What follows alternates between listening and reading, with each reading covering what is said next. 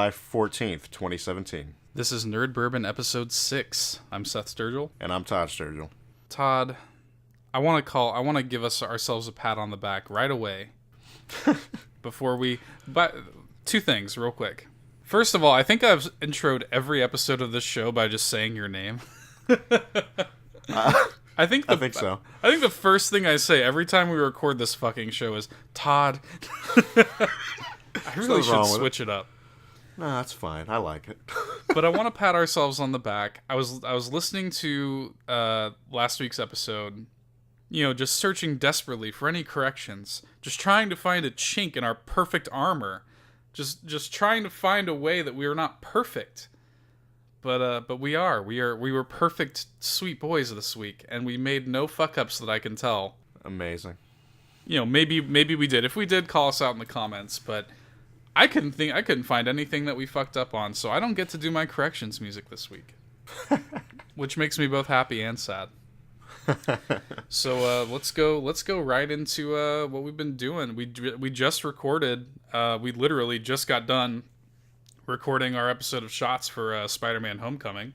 So this might be a weird thing. Hearing that is the shots might actually end up going up earlier than this. It will. Yeah, you will have hopefully heard Shots before you're hearing this. So we just got done recording that. Quick spoiler-free thoughts for people that aren't gonna listen to Shots, even though you should. How'd you feel about Spider-Man: Homecoming? Fan-fucking-tastic. Right? So good. Such a fucking great movie. Mm-hmm. I think I'm not ready to say that it's my favorite Spider-Man or my favorite Marvel movie yet, but I'm gonna have to watch it a few more times. But right now, I feel like it's my favorite Spider-Man, and I feel like it's my favorite Marvel movie. I can say one of those. I can say it's probably my favorite Spider-Man, but not my favorite Marvel. The only reason I don't make that leap, right, is because Spider-Man 2 is so fucking good. I know. I'm with you on that. Like, the upper echelon of, like, Spider-Man movies, it's like Spider-Man 2 and Homecoming for me at this point. Just, and we have Shots episodes about both of these movies that you should check out if you've seen both of them. They're both spoiler casts.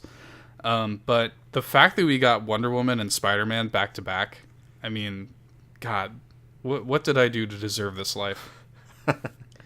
Other than that, how much SGDQ did you watch this year? I'm gonna be fucking real with you. Little to none. I didn't watch as much as I wanted to, man. It's not because... Yeah. What were you saying? I'm in the same boat, honestly. Like, I wanted to watch more of it. It's just like, I had a really bad time, like, at work. So by the time I got home, I'm, like, just dead. I'm just sleeping. Yeah, that's kind of where I'm at. Like, yeah, just been busting my ass at work, and just by the time I get home, I try to catch up on sleep, and try to play little video games when I can, and try to be a halfway decent boyfriend when I can. It's hard to fit in SGDQ, even though it's going on 24 hours for 7 days. But it ended up raising $1,760,862 for Doctors Without Borders. What was the record last year? I think it was like 1.2 million. Damn. Last year. So they smashed it. They smashed last year's record. And it's the highest amount raised for an SGDQ event. And it's the second highest amount raised for a GDQ event in general. AGDQ this year raised like over $2 million. Oh, that's incredible. And in fact, AGDQ this year raised over $1 million in a single day. I want to, I didn't watch a whole lot of runs, but I did watch, I watched all the Souls runs, which were good. I think we've kind of talked privately about how we feel about the way they handled. Don't get me started on that. That's a whole topic in itself. The way they they kind of shit the bed with the way they handled the Dark Souls speedruns this year, but yeah. In spite of that, they were good runs. I did go back and watch the JSRF run. Okay. On YouTube, and that's kind of going to be my thing for the next month. I'm probably going to be catching up on SGDQ just on YouTube, just watching the archived videos. But it's a great event that I look forward to every year, and if you've never watched it, I highly recommend doing so. It's awesome.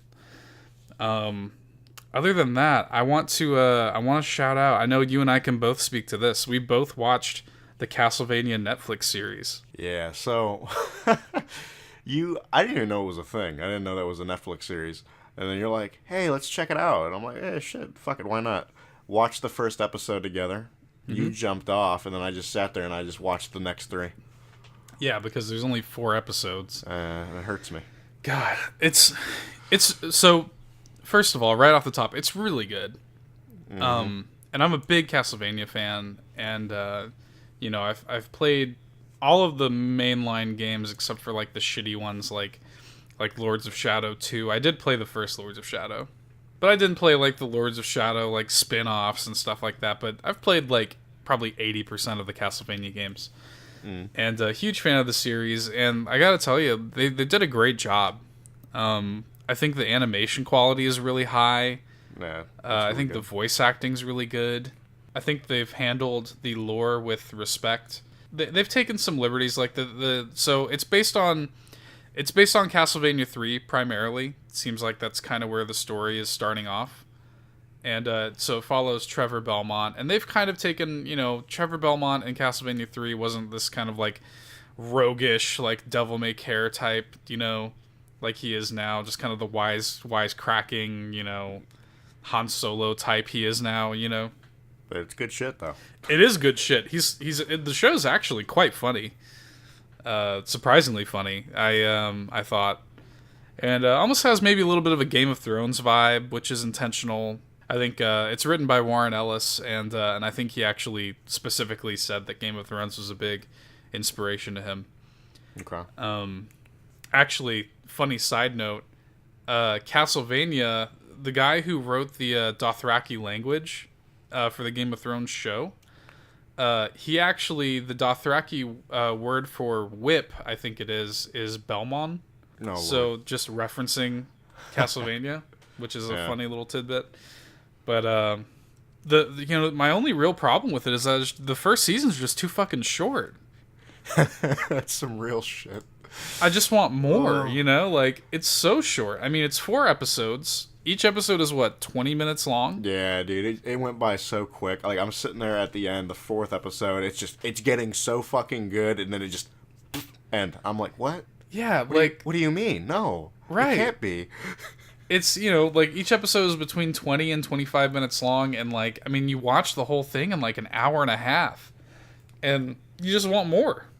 Mm-hmm. By the time I went to bed mad.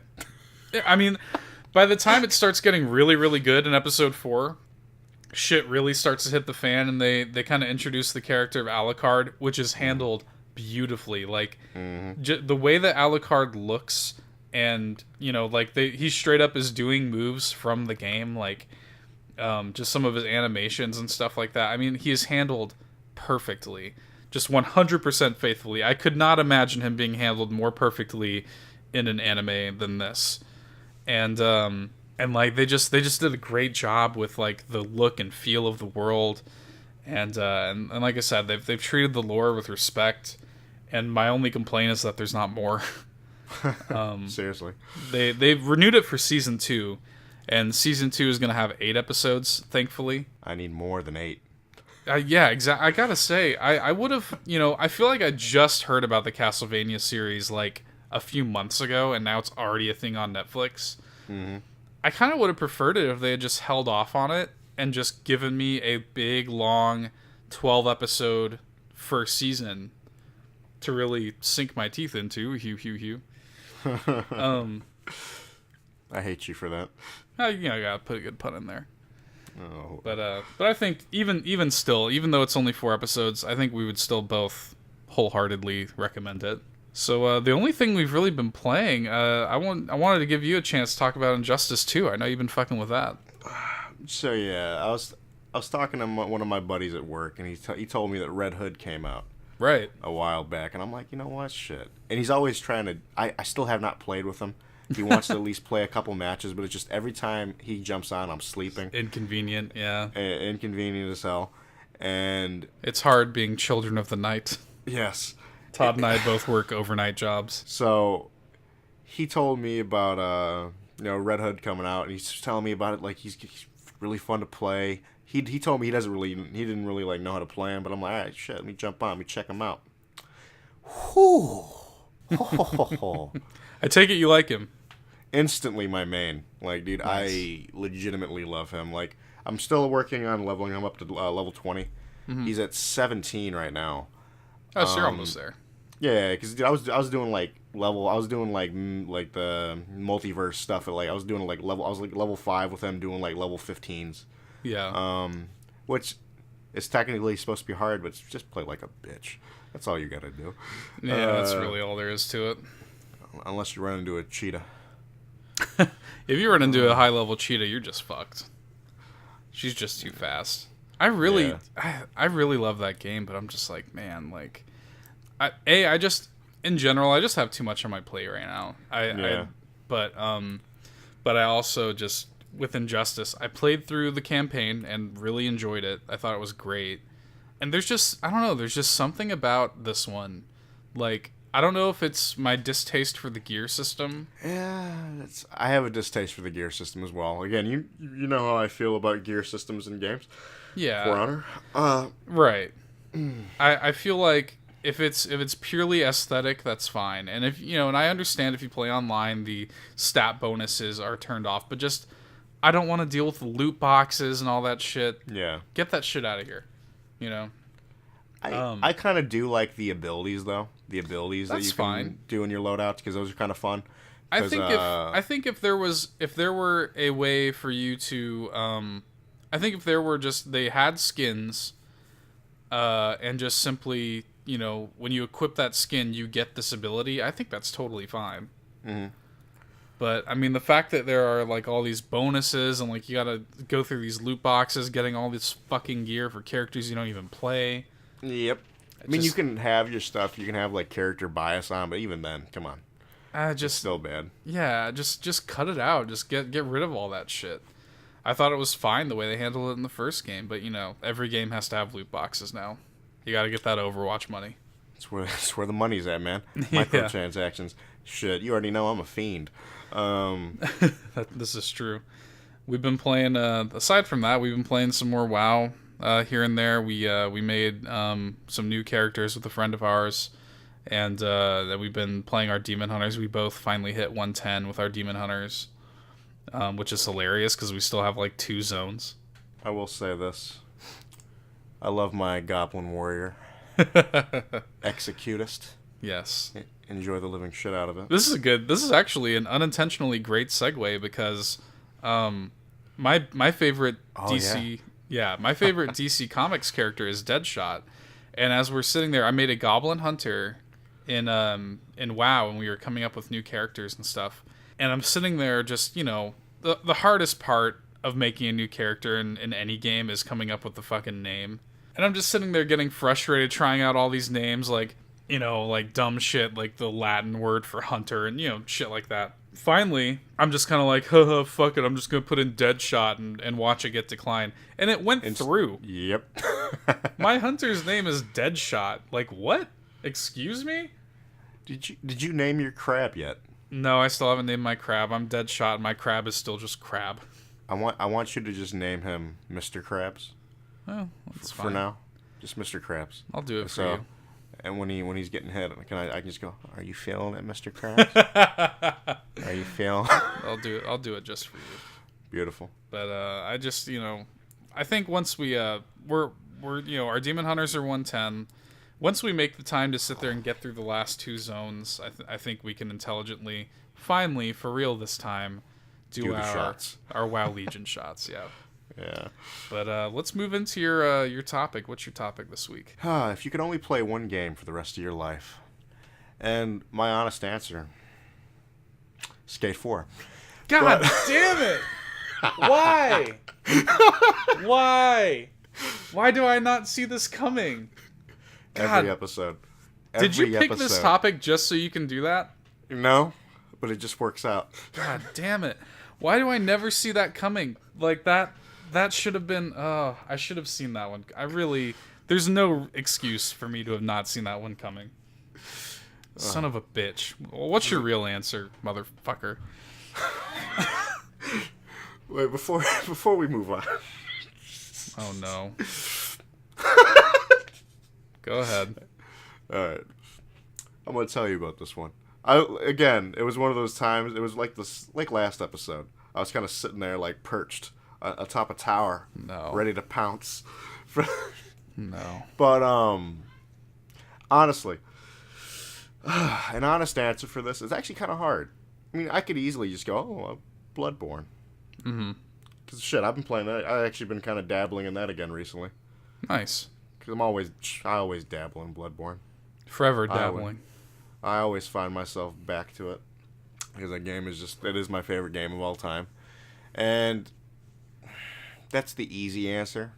Mm-hmm. I feel like I know what you would say. What do you think I'm going to say? At this point in life, Breath of the Wild. That would be a good... Breath of the Wild would be a good one. I feel like that at that point, that would be your easy answer at this point. That would be the Seth of 2017's answer. Yeah, I definitely feel that. Like, well, yeah, if you do it by like years, it's like shit. Every year I'd be like, oh, Dark Souls 1. Dark Souls 1. Dark Souls 3. You notice I skipped 2. I know, beautiful. I respect it. You know what though? Here's the deal. I actually did put a lot of time into Dark Souls 2. The PvP, I actually got into the PvP. I was actually doing the invasions and all that shit. PvP in Dark Souls 2, that shit's good. Fantastic. Like, it might be good, but could you do it for the rest of your life? No. God, no. Hell no. Therein lies the thing. Like, what game do you like? I mean, obviously Bloodborne, but, like, do you legitimately think you would play that for the rest of your life? Part of me says yes, and a part of me says no. Because I legit sat there, and I would just do playthroughs, over and over and over. Like, all I was playing was just Bloodborne for, like, shit. I don't know what game finally took me away from it. I don't even remember. I don't even remember. I don't even know what game. But honestly, I can probably figure out another game. But the easy one for me is Bloodborne, because it's like that game does have a lot of replayability for me with the Chalice dungeons. Yeah, that's true. That's one thing. I'm surprised that Dark Souls 3 didn't integrate Chalice dungeons in some way. I love the Chalice dungeons. I really do. Like, it's a great idea. It's basically it's randomly generated dungeons with random loot and stuff like that. And you can, with like any roguelike or randomly generated thing, you can see through lines when you've done them enough, but oh yeah, of course. But they are randomly generated, and essentially you could play that game forever. Yeah. My answer to this, I think it's actually going to surprise you a little bit. Try me. When you told me that this was going to be your topic, it reminded me of our mutual friend Dan. He texted me one time, or it was either via text or a conversation we were having otherwise, and he asked me if I was able to play one game before I died. Like basically, when you beat this game, you're going to die, essentially. Mm-hmm. Okay. What would it be? And that's, in a weird way, that's almost the same thing that this topic is. Yeah. Kinda, if you're only going to play one game for the rest of your life. So, if we're interpreting it raw, if we're saying, like, hey, like, if the kind of objective of the question is, what game do you like enough and what game can you get enough enjoyment out of to legitimately play the rest of your life, that would be Breath of the Wild. Mm-hmm. That would be my kind of easy answer. But if the question is, what game would you play and then die after you play it, which game would you play for the rest of your life as you see it, essentially? The answer to that would actually be BioShock Infinite. Okay. Like I said, weird, surprising answer, right? And I'll tell you why. It's a fantastic game, so I'd like to hear it. It's a fantastic game. The thing that is amazing about BioShock Infinite, and I have my problems with that game. I love the BioShock series, one of my favorite series in video games. The amazing thing about BioShock Infinite, though, is there are several moments of BioShock Infinite and its DLC where it just lets you live in it. Mm-hmm. Like, nothing is pressing you forward. Nothing is forcing the player to go anywhere. It just lets you exist, right? Like, there are the moments where you're just walking around Columbia before it kind of goes to shit, and you're just like, you're playing games at the carnival. You're on in Battleship Bay, where you're just listening to the girls just want to have fun on the on the trumpets and stuff, and people are just dancing on the beach. And that game has vibes that are unparalleled, and there are moments in that game that are just like beautiful, serene moments that I will never forget. Battleship Bay is one of them. The like that boardwalk with all the little shops on it. Yes, yeah.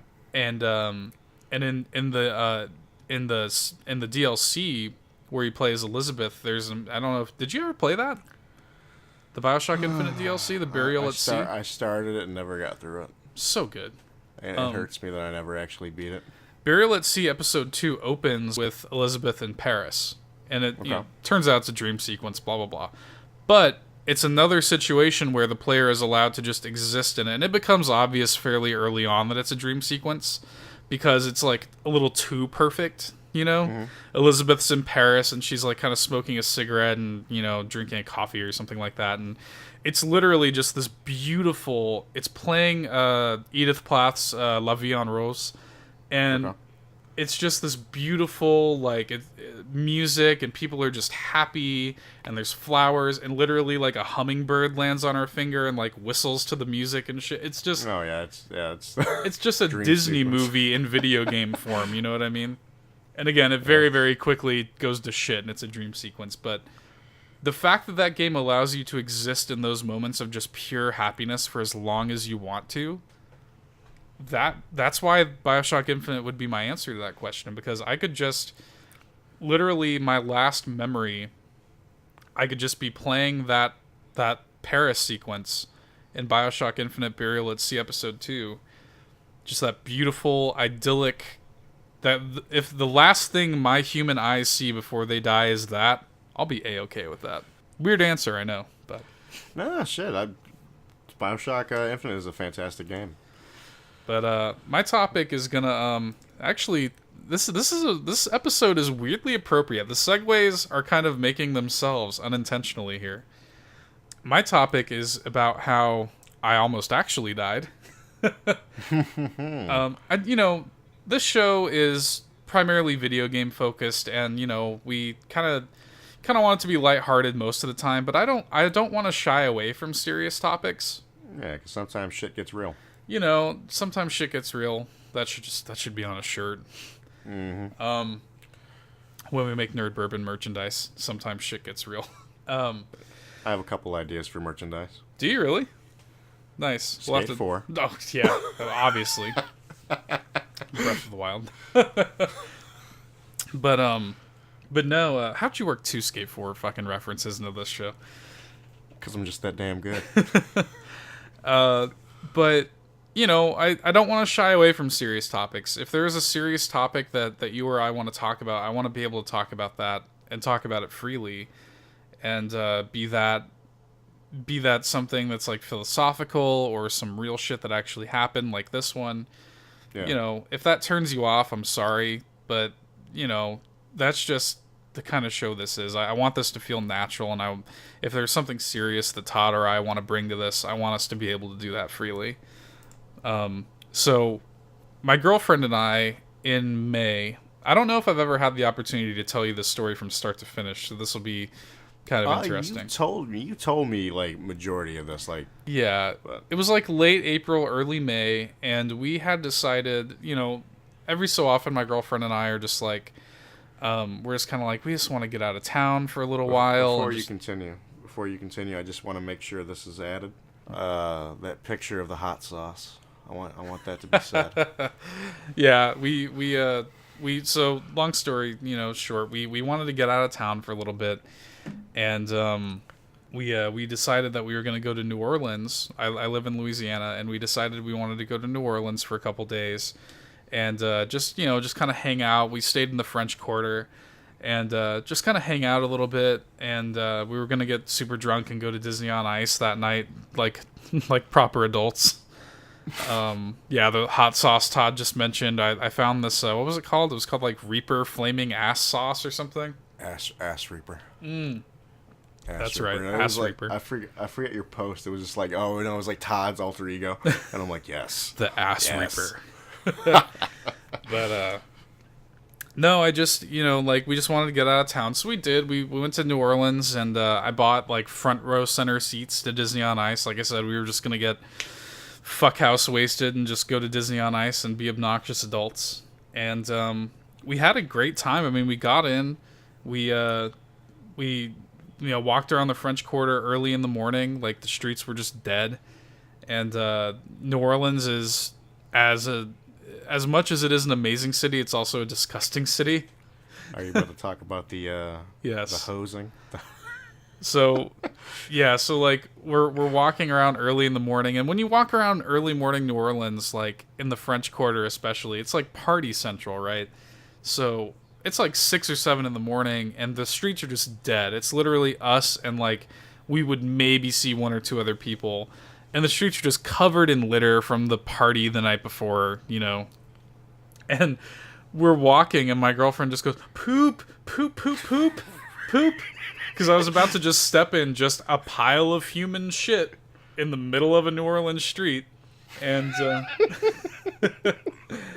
and it just kind of smells like shit, but part of you also kind of loves it because the architecture is so beautiful. It's got all this amazing, like, old French architecture that's just awesome to just behold. Like, we took some great pictures, and it's just beautiful. We're just walking around, just literally just looking at everything.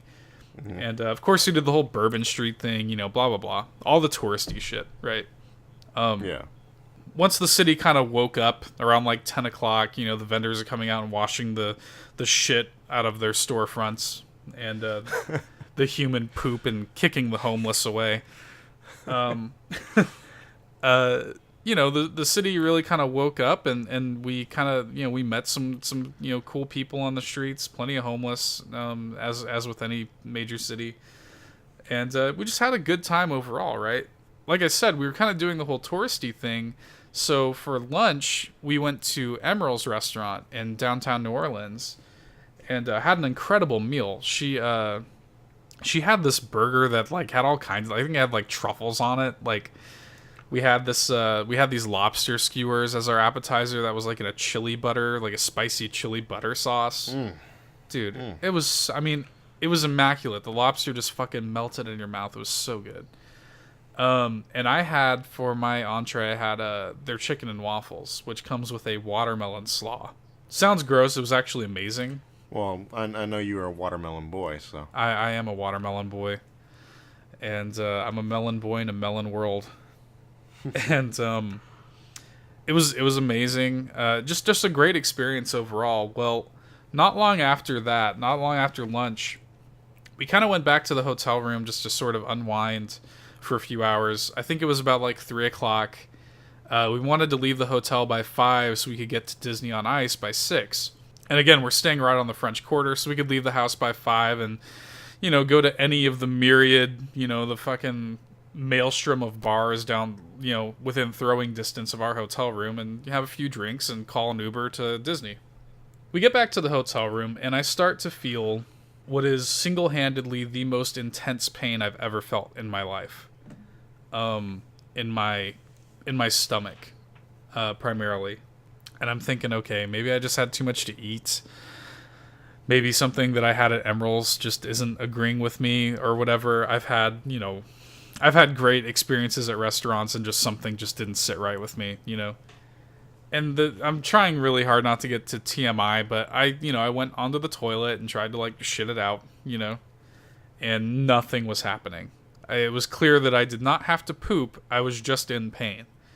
And the whole night I start, and at first I was like, okay, let me see if this is just going to subside. Maybe it's really bad gas or something like that.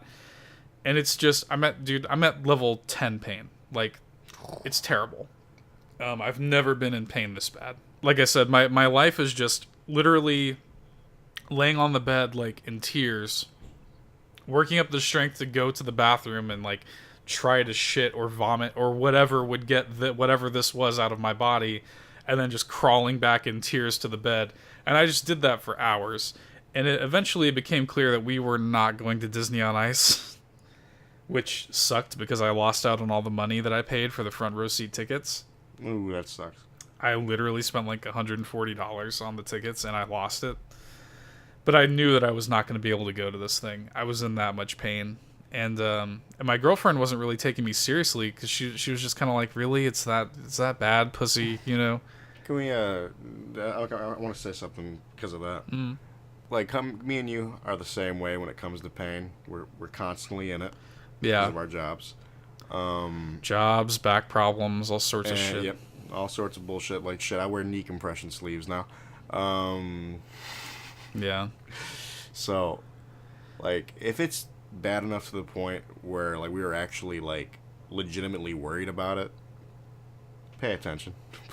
I'm not, you know, and that's another thing that I want to drive home. So anyway, I want to drive home the fact that, like, I don't go to the hospital ever. I literally, before this, I had not been to the hospital in like 12 years. I just don't do it. I hate going to the hospital. And I'm a healthy, you know, I'm like 5'10", 5'11". I'm a trim 286. And you know, I'm like a size 13 shoe. I'm a big boy, right? But you know, despite that, I'm still very healthy. I don't have any, you know, I'm fucking fat, but I don't have any health problems. I've never had any, you know, blood pressure or heart problems. Is a health problem, Seth. Oh God, No, I'm just fuck off. I'm fat and happy. This is coming from another big boy. Yeah, just, you know, so ladies, you know, if you're listening, line up. But no, like I've always been very healthy. I've never had to go to the hospital. I get sick maybe one good time a year, you know. I maybe get one solid flu, but other than that, I just don't get sick. I don't go to the hospital. So, and I don't complain about pain, you know, to anybody except for you, because I know you can relate. Mm-hmm. You know, when I do complain about it, take me seriously, you know. So anyway, my girlfriend ended up, after it was clear that we were not going to Disney on Ice, she wound up going to get me some medication. I was just, I don't care what you get. Ibuprofen, gas relief, laxatives, get them all, right? She gets back to the hotel room with all three, and I immediately take an ibuprofen. I say an ibuprofen, I meant like 8. Oh, you take, like, what is it, 8, what are they, like, regular, like, 200 milligrams, I think? Yeah, I think so. I just took a shit ton of, I literally just dumped some in my hand and took them. Dude, I take like 4 twice a day. Yeah, but I'm looking at the back of the packaging, seeing if the laxatives and the gas relief are going to interfere with anything. And the laxatives said it would take up to 12 hours to work. And I'm like, yeah, no, that's not going to work. So I took the gas relief, and the gas relief actually helped me enough to where I could go to sleep. And I fell asleep. I woke up probably 5 or 6 hours later. Because, dude, I'm just worn out. Like, my, like, stomach muscles hurt from, like, clenching so much, you know? Yeah. And, like, just my legs are hurting, so I'm just constantly, I mean, for, like, 5 or 6 hours, I'm just walking back and forth crying to the bathroom, you know? It was terrible. It was a fucking nightmare. I literally... I know this probably isn't coming through, and I'm not trying to sound like an idiot or something, but I literally feel like I'm having, like, PTSD flashbacks even just talking about it right now. Ooh. It's, like, hard for me to even talk about it. It's weird. But it was a nightmare. And when I woke up, though, after taking the gas relief medication, I felt fine. You know, like, I was fine. We drove home from New Orleans. It's like a 5 or 6 hour drive from us. And we drove home, and I was fine the whole ride home. It was the calm before the storm. Yeah, because a day later, luckily I was still off work. I had taken some extended time off work and to go on the trip. And the next night, I made dinner. It was a totally normal night, and I started to hurt again. It just kind of slowly ramped back up, and it never got quite to that 10, but it was still like a 7 or 8, right? It was lower at this point, though, right? It was more towards your... It was lower, yeah. I was lower at this point, and the problem was, though, the thing that worried me is I was also now experiencing testicular pain. Mm-hmm. Again, not trying to get to TMI, But when the ball started to hurt, that was when I was like, all right, I need you to take me to the ER. Which, again, keep in mind, healthy person, never been to the hospital in over a decade. I'm telling you to take me to the ER, you know? So we called my mom. My mom picked up our dog to watch her for the night, and I went to the ER. I was in the ER for a total of 9 hours. Practically nothing was done to me. They would not give me any pain medication because I wasn't, bawling and making a big-ass scene like everybody else. Because when you go to the ER and you're asking for pain medication, they're assuming you're a junkie.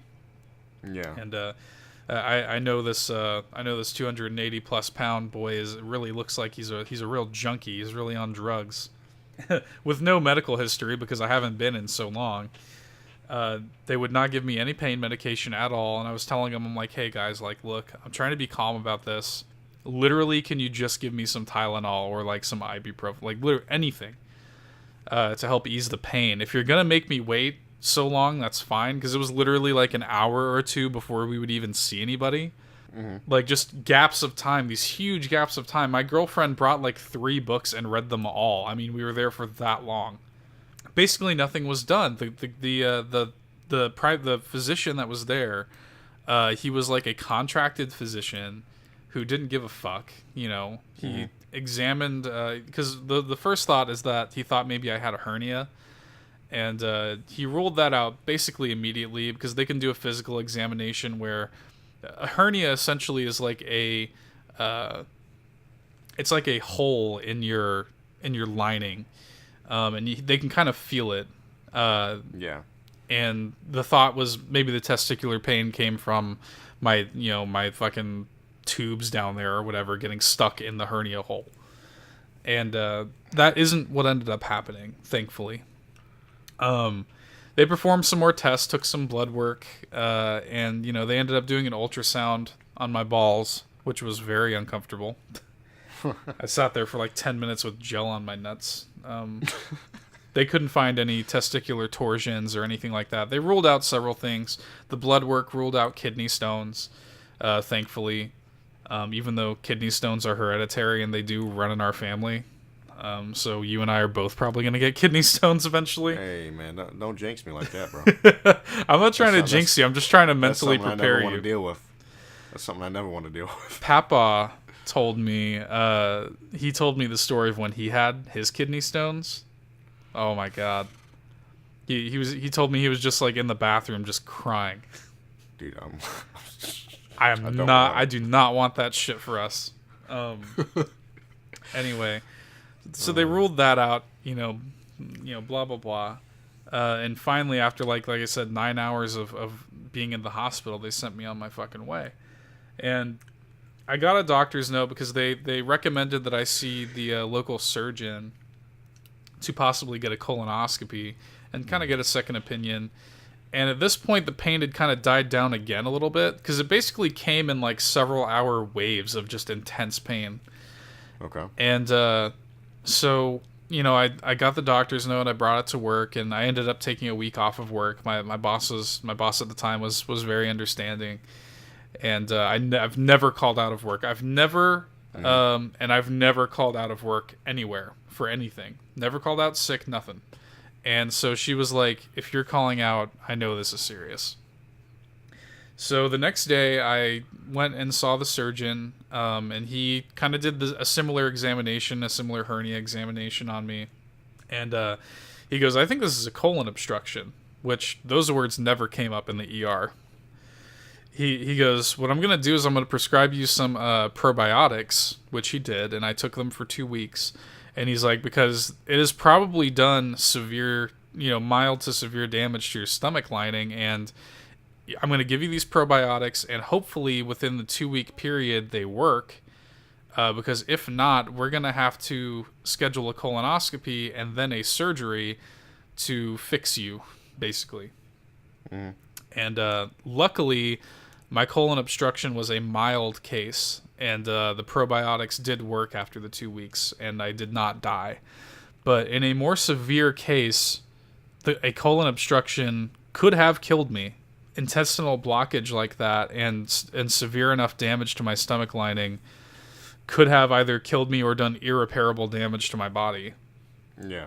It really just sort of, and the real kicker to this is that, you know, a month or so later, I started getting bills.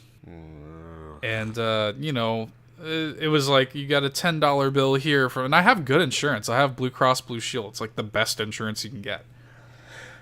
For a normal person anyway.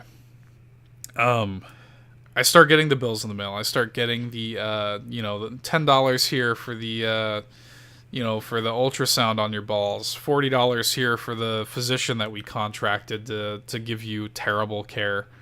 And then I finally get the actual hospital bill, and it's $700. Yep.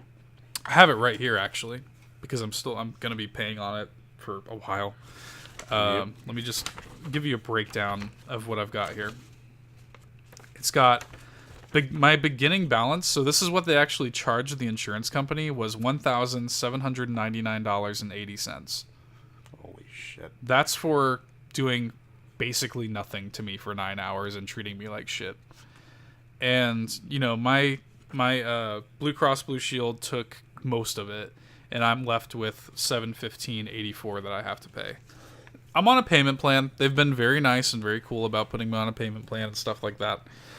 But, I mean, it just really, the whole experience was a nightmare from start to finish. Not even just physically, but it really kind of made me think of how fucked the healthcare system in this country is. Yeah.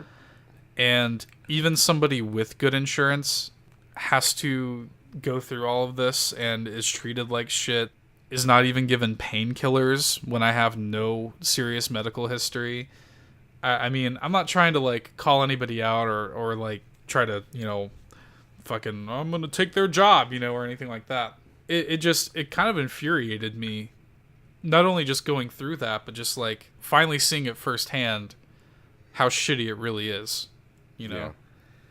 Yeah. And, I don't wish this on anybody, but just, like, fuck, like, I couldn't believe it. The whole time I was just kind of in disbelief. I'm sitting here writhing in pain. You know, I haven't been to the hospital in years, and I don't have a primary care physician because I just don't go to the hospital. Mm-hmm. And you're not even going to give me any painkillers? And then not only that, but you're going to charge me $1,800 for it? I mean, it's absolutely insane. And it's a fucking joke, man. I mean, it's a fucking joke. I just can't... You know, Louisiana healthcare is bad in general. Most things in Louisiana are bad.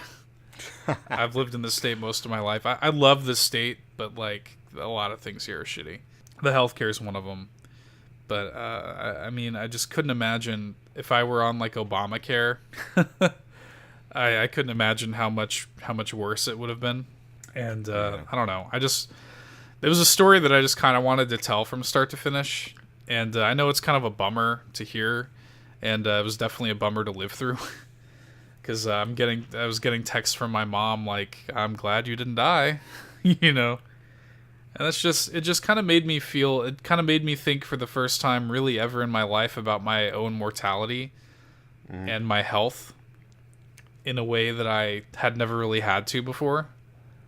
Yeah. And like I said, it's weirdly hard to talk about. Like, I feel like I have PTSD from it or something. Well, shit, yeah, you almost died, man. And it's you could have died. So if it were more severe, I could have. Yeah, and, like, yeah. Nobody at the doctor's office took me seriously.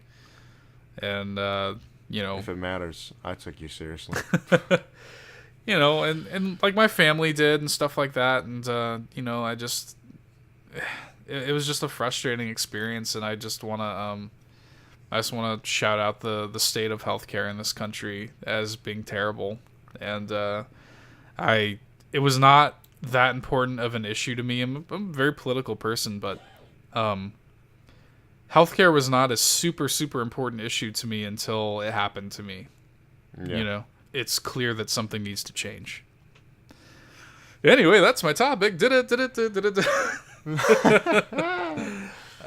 Like I said, I'm sorry it was kind of a bummer topic and maybe a bummer episode, but it was just something I wanted to talk about. Shit like this is gonna happen occasionally. We'll get into some real shit occasionally. Just the hashtag real talk. Yeah. At least I worked poop into there a little bit. Yeah, it was good. I'll throw in another little side story about New Orleans just because I don't want to end it on a complete bummer.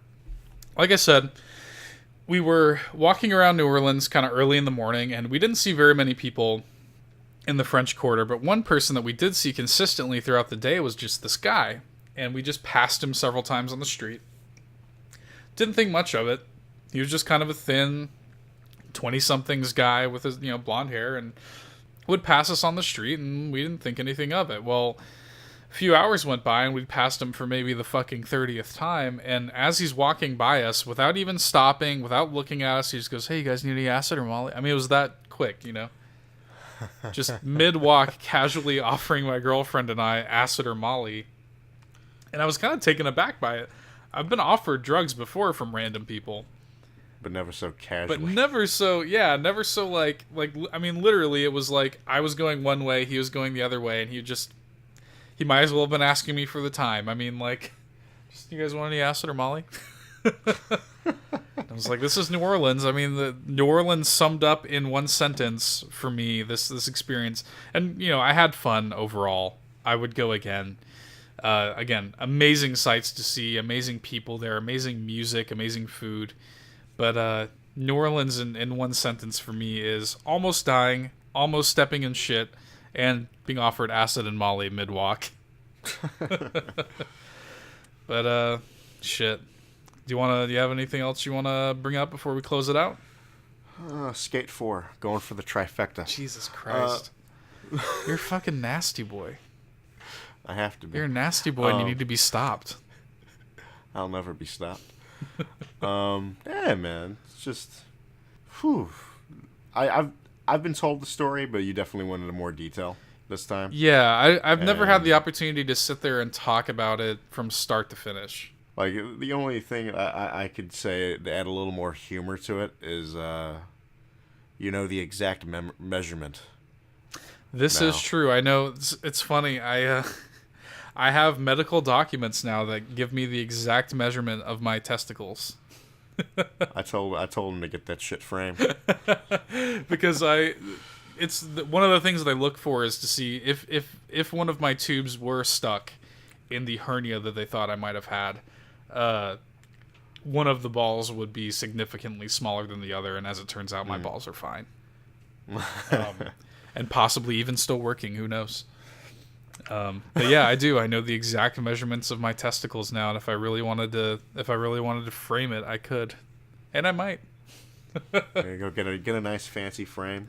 Nice, beautiful frame, hanging above my mantle so we could stare at it over the fire, eating Thanksgiving dinner. Fantastic. Anyway, that's going to do it for us this week. Thanks for listening. Bye. See ya.